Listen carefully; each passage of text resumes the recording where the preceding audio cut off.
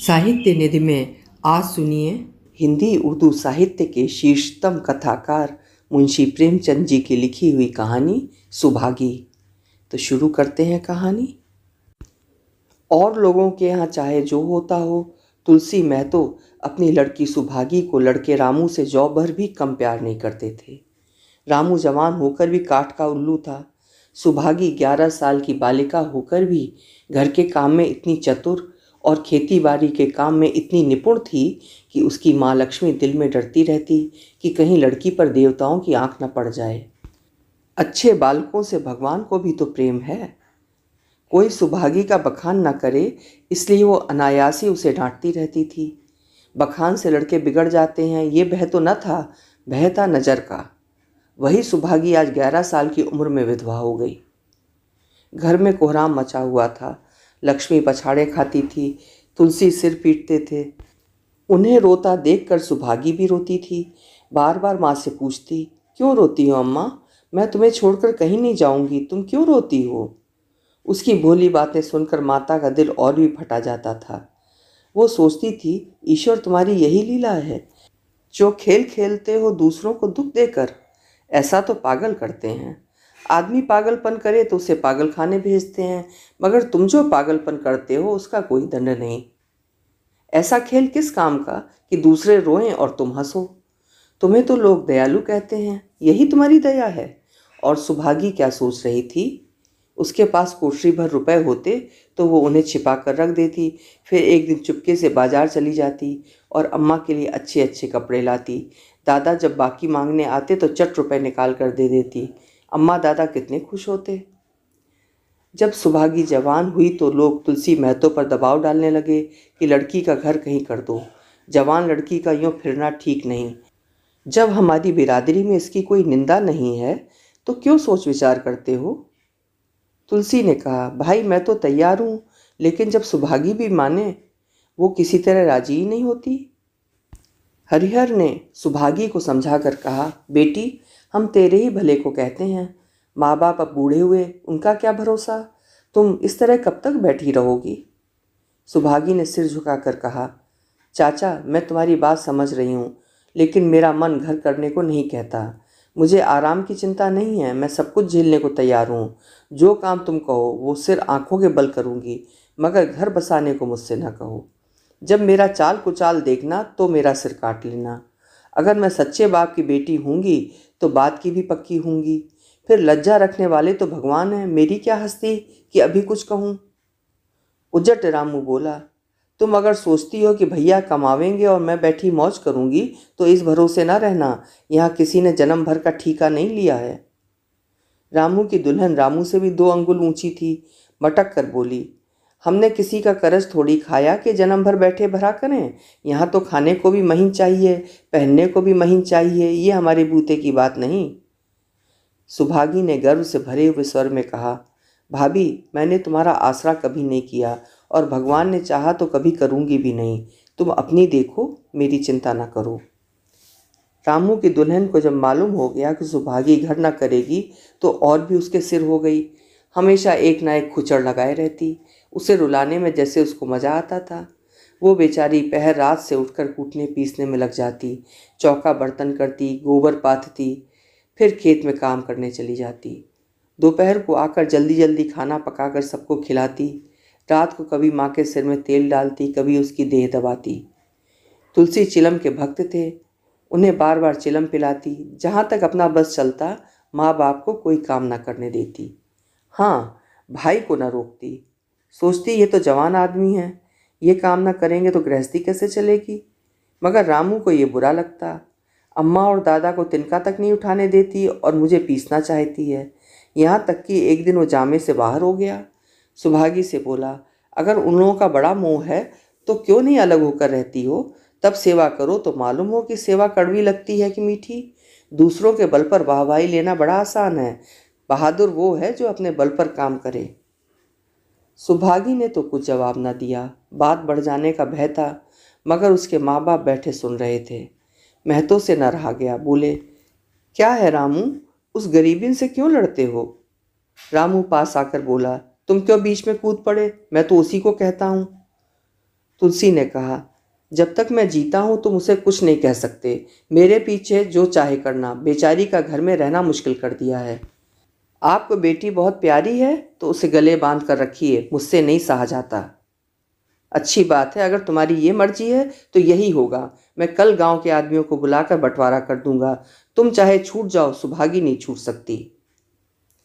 रात को तुलसी लेटे तो वो पुरानी बात याद आई, जब रामू के जन्मोत्सव में उन्होंने रुपए कर्ज लेकर जलसा किया था और सुभागी पैदा हुई तो घर में रुपए रहते हुए भी उन्होंने एक कौड़ी खर्च न की। पुत्र को रत्न समझा था, पुत्री को पूर्व जन्म के पापों का दंड। ये रत्न कितना कठोर निकला और ये दंड कितना मंगलमय है। दूसरे दिन महतो ने गांव के आदमियों को जमा करके कहा, पंचों, अब रामू का और मेरा एक में निभाह नहीं होता। मैं चाहता हूं कि तुम लोग इंसाफ से जो कुछ मुझे दे दो वो मैं लेकर अलग हो जाऊं। रात दिन की किचकिच ठीक नहीं लगती। गांव के मुख्तार बाबू सज्जन सिंह बड़े सज्जन पुरुष थे। उन्होंने रामू को बुलाकर पूछा, क्यों जी, तुम अपने बाप से अलग रहना चाहते हो? तुम्हें शर्म नहीं आती कि औरत के कहने से माँ बाप को अलग किए देते हो? राम राम। रामू ने ढिठाई के साथ कहा, जब एक में गुजर ना हो तो अलग हो जाना ही अच्छा है। तुमको एक में क्या कष्ट है? एक हो तो बताऊं, कुछ तो बतलाओ।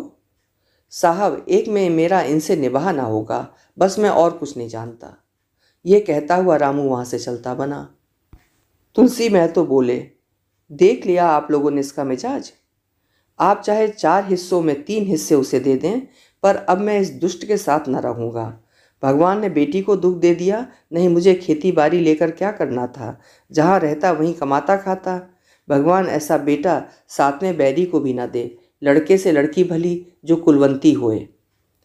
सहसा सुभागी आकर बोली, दादा, ये सब बांट बखरा मेरे ही कारण हो रहा है, तो मुझे क्यों नहीं अलग कर देते? मैं मेहनत मजदूरी करके अपना पेट पाल लूँगी। अपने से जो कुछ बन पड़ेगा तुम्हारी सेवा करती रहूँगी, पर रहूँगी अलग। यूँ घर का 12 बांट होते मुझसे देखा नहीं जाता। मैं अपने माथे पर एक कलंक नहीं लेना चाहती। तुलसी ने कहा, बेटी, हम तुझे न छोड़ेंगे चाहे संसार छूट जाए। रामू का मैं मुँह नहीं देखना चाहता, उसके साथ रहना तो दूर रहा। रामू की दुल्हन बोली, तुम किसी का मुंह नहीं देखना चाहते तो हम भी तुम्हारी पूजा करने को व्याकुल नहीं हैं। महतो दांत पीसते हुए उठे कि बहू को मारे, मगर लोगों ने पकड़ लिया।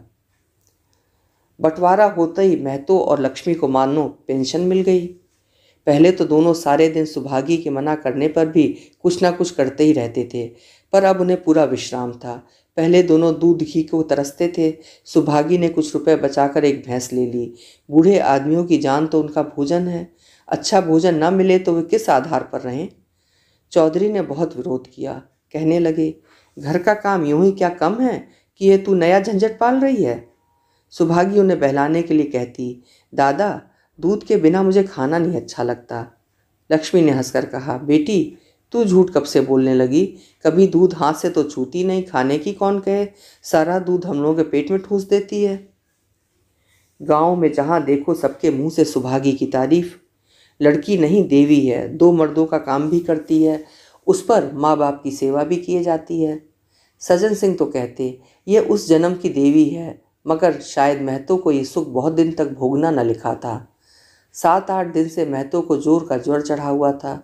देह पर कपड़े का तार भी नहीं रहने देते। लक्ष्मी पास बैठी रो रही थी। सुभागी पानी लिए खड़ी है। अभी एक क्षण पहले महतो ने पानी मांगा था, पर जब तक वो पानी लावे उनका जी डूब गया और हाथ पांव ठंडे हो गए। सुभागी उनकी ये दशा देखते ही रामू के घर गई और बोली, भैया चलो देखो, आज दादा ना जाने कैसे हुए जाते हैं, 7 दिन से ज्वर नहीं उतरा। रामू ने चारपाई पर लेटे लेटे कहा, तो क्या मैं डॉक्टर हकीम हूँ जो देखने चलूँ?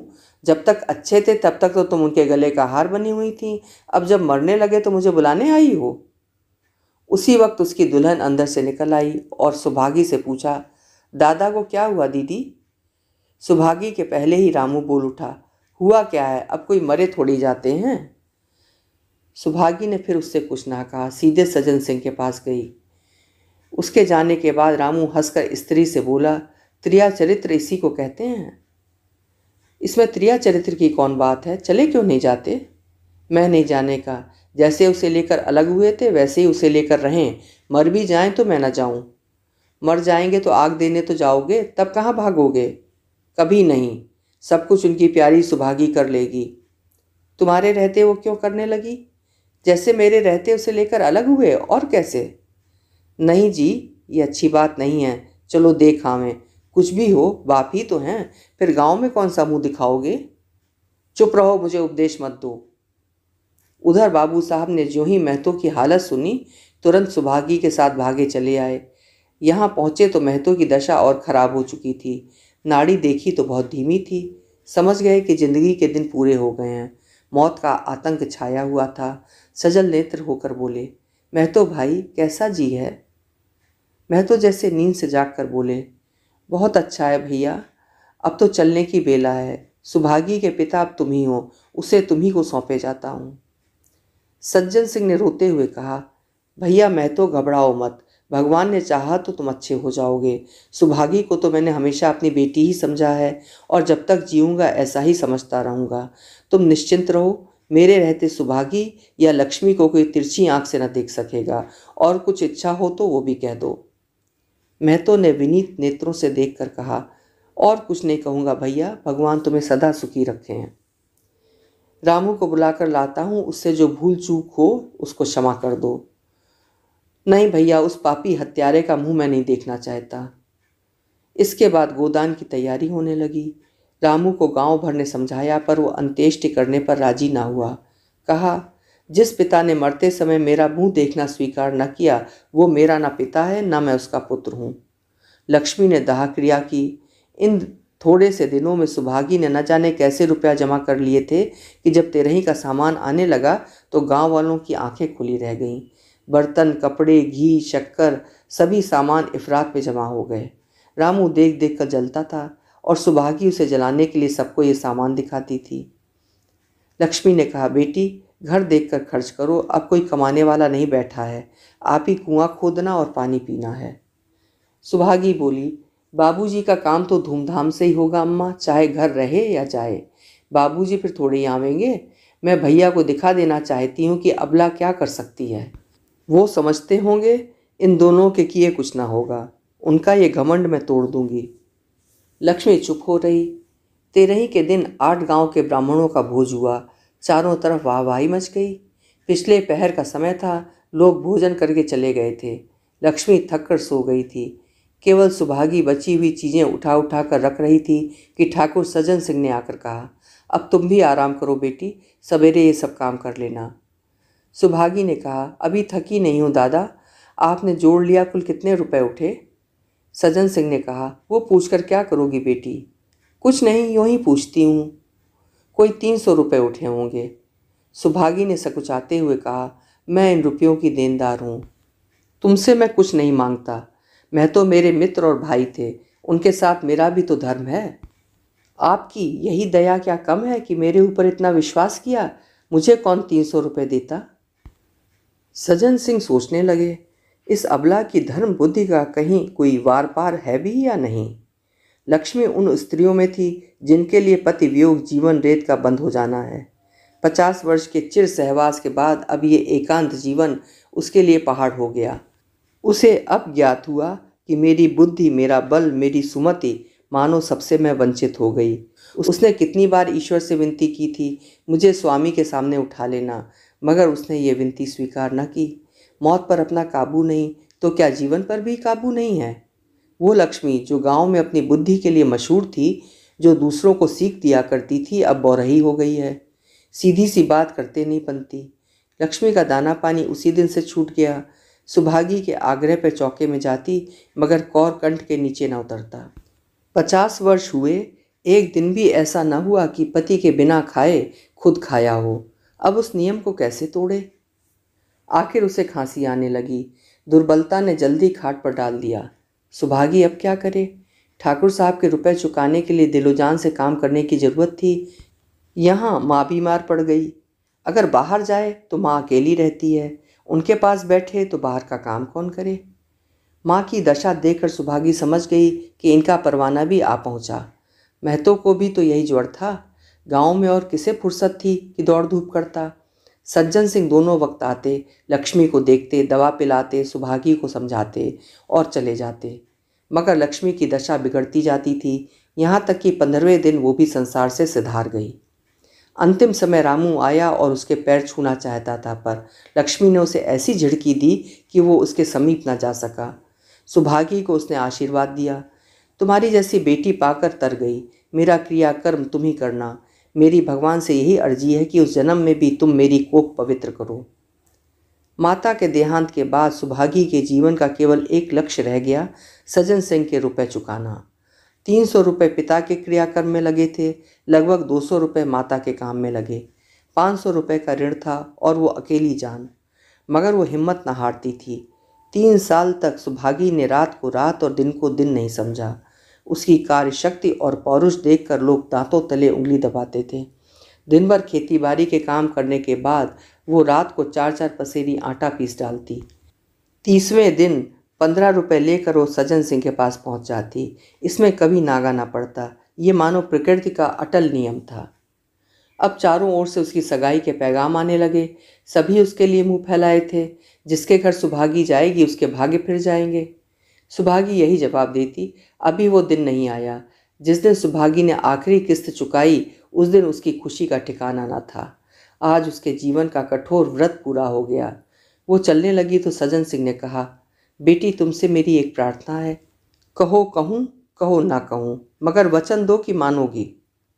सुभागी ने कृतज्ञ भाव से देखकर कहा, दादा आपकी बात न मानूंगी तो किसकी मानूंगी। मेरा तो रोया रोया आपका गुलाम है। अगर तुम्हारे मन में ये भाव है तो मैं ना कहूँगा। मैंने अब तक तुमसे इसीलिए नहीं कहा कि तुम अपने को मेरा देनदार समझ रही थी। अब रुपए चुक गए। मेरा तुम्हारे ऊपर कोई एहसान नहीं है, रत्ती भर भी नहीं। बोलो कहूँ? आपकी जो आज्ञा हो। देखो इनकार ना करना, नहीं मैं फिर तुम्हें अपना मुंह न दिखाऊंगा। क्या आज्ञा है? मेरी इच्छा है कि तुम मेरी बहू बनकर मेरे घर को पवित्र करो। मैं जात पात का कायल हूँ, मगर तुमने मेरे सारे बंधन तोड़ दिए। मेरा लड़का तुम्हारे नाम का पुजारी है, तुमने उसे बरहा देखा है। बोलो मंजूर करती हो? दादा इतना सम्मान पाकर मैं पागल हो जाऊंगी। तुम्हारा सम्मान भगवान कर रहे हैं बेटी। तुम साक्षात भगवती का अवतार हो। मैं तो आपको अपना पिता समझती हूँ। आप जो कुछ करेंगे मेरे भले के लिए ही करेंगे। आपके हुक्म को मैं कैसे इनकार कर सकती हूँ? सज्जन सिंह ने उसके माथे पर हाथ रखकर कहा, बेटी तुम्हारा सुहाग अमर हो। तुमने मेरी बात रख ली। मुझसा भाग्यशाली संसार में और कौन होगा। अभी आप सुन रहे थे मुंशी प्रेमचंद जी की लिखी हुई कहानी सुभागी।